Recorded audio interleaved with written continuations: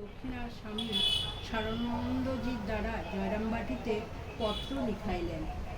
তাহাদের একান্ত ইচ্ছা যে শ্রীমা গিরিশবাবুর বাটিতে দুর্গা উৎসবের সময় উপস্থিত থাকেন।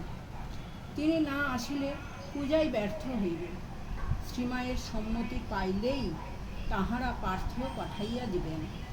শ্রীমায়ের শরীর তখন ম্যালেরিয়ায় ভুগিয়া খুবই খারাপ।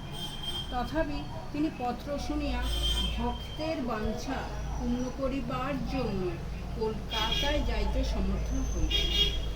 তদনুসারে সমস্ত ব্যবস্থা হইল।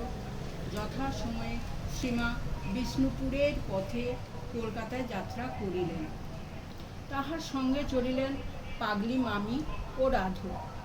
বিষ্ণুপুরে পৌঁছিয়া তাঁহারা দেখিলেন যে শ্রীযুক্ত মাস্টার মহাশয় ও ললিতবাবু অপ্রত্যাশিতভাবে তথায় উপস্থিত আছেন এবং